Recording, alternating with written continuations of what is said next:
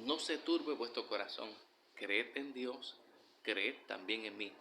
En la casa de mi Padre muchas moradas hay. Si así no fuere, yo lo hubiera dicho. Voy pues a preparar lugar para vosotros. Y si me fuere, os prepararé el lugar, vendré otra vez y os tomaré a mí mismo, para que donde yo estoy, vosotros también estéis. En los momentos cruciales, finales, en el epílogo de la historia más bella, jamás narrada y contada, donde nuestro Señor estaba en la tierra haciendo milagros y mostrando la gloria de Dios, el reino, intangible para muchos, pero visible, no abstracto, sino concreto, real, donde por medio de milagros y señales se establecía el movimiento más poderoso sobre la tierra, el caminar mesiánico, redentor del Cristo, del Salvador. Él dijo: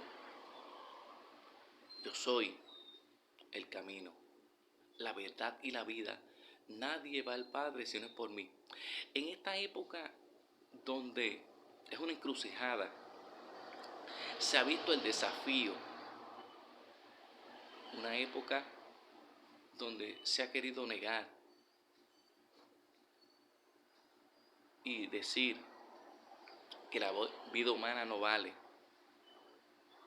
donde se ha querido silenciar las voces de los que con cordura, realidad, creemos en el hecho irrefutable que Dios estableció conceptos inamovibles, permanentes,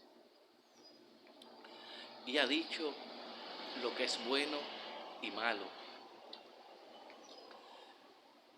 Tenemos la definición de qué es una persona, qué es un ser humano, cuánto vale la vida. Se ve o se observa por movimientos e ideologías contrarias a la voluntad eterna de Dios, como seres raros, radicales. Sin embargo, el Señor dijo y mencionó que el evangelio verdadero, y hago la salvedad, lo puro, lo real, porque existe la mentira y la verdad.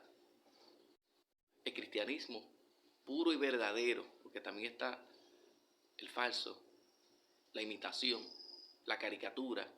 Entonces te pretende enseñar y ver a un Dios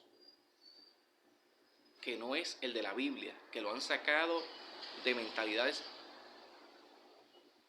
enajenadas y engañadas, porque existen supuestos teólogos, exégetas, que se prestan al servicio de Satanás y tratan de acomodar la Escritura, la Biblia, a su pensamiento equivocado.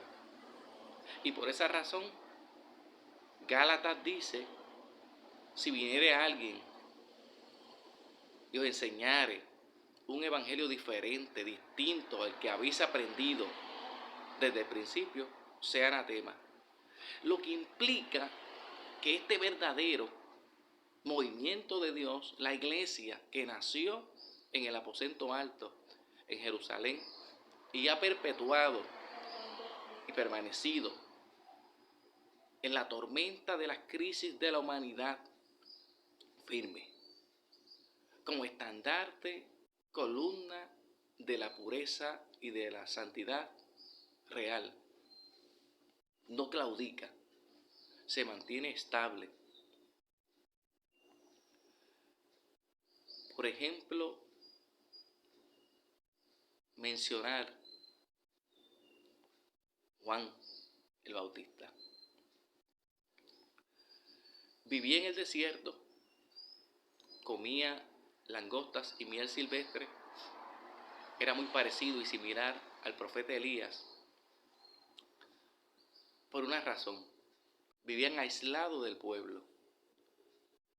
Cuando recibían el llamado, salían oportunamente a cumplir el designio y el mandato y el llamado del Señor.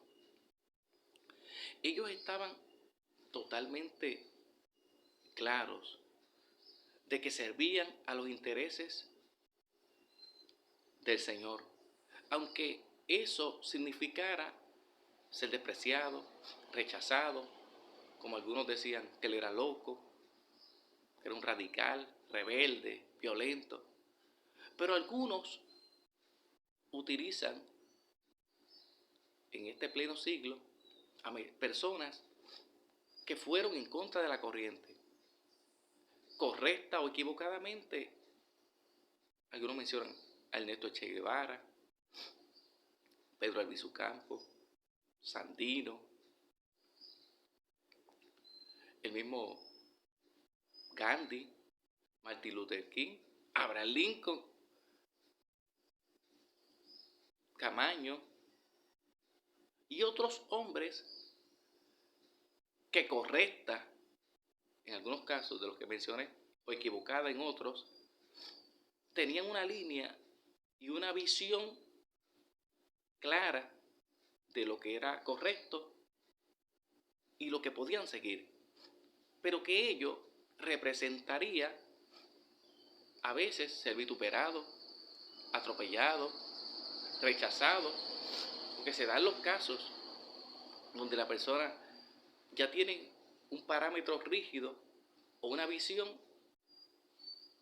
y que alguien que haga algo distinto no sigue a la mayoría. La mayoría puede estar equivocada. En el caso de nuestro Señor, cuando preguntaron en el conflicto, dijeron, ¿a quién escogemos? Al unísono, la multitud gritó, a Barrabás.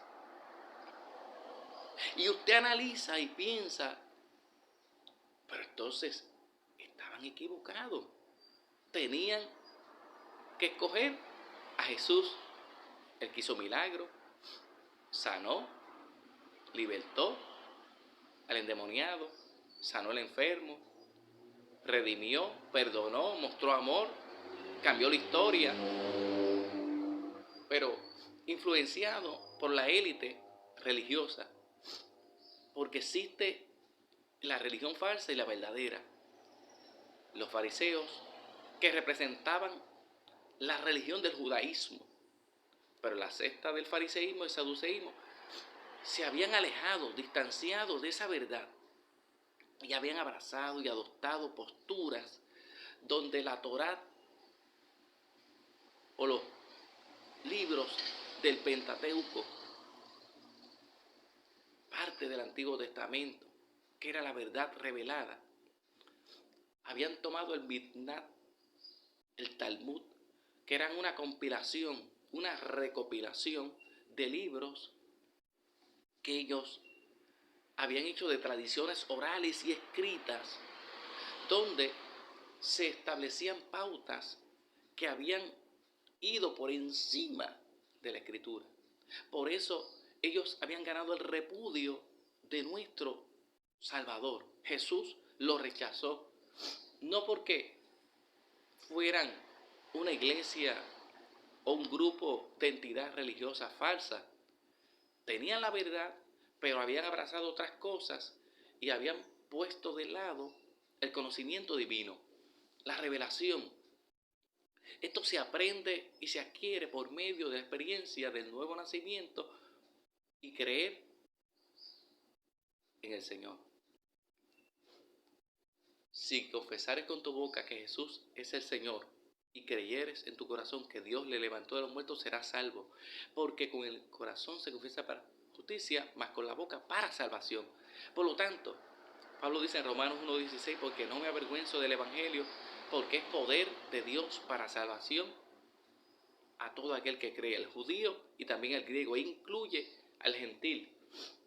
Porque el verdadero Evangelio no es excluyente, es incluyente. Y en este tiempo, la palabra inclusión se ha tergiversado. En la Escritura significa que Él nunca, jamás dejará de amar a su criatura. Él no rechaza al pecador, pero aborrece el pecado. Por lo tanto, la experiencia de el nuevo nacimiento, la regeneración, cambia, transforma, liberta. De modo que si alguno está en Cristo, nueva criatura es. Las cosas viejas pasaron, y aquí todas son hechas nuevas. 2 Corintios 5:17. Juan y Elías marcaron la diferencia, pues del desierto salieron al palacio a confrontar a un rey malvado y decir, escrito está. Que es la palabra que debe resonar en las conciencias del mundo y entender que Él no ha cambiado, que es el mismo ayer y por los siglos.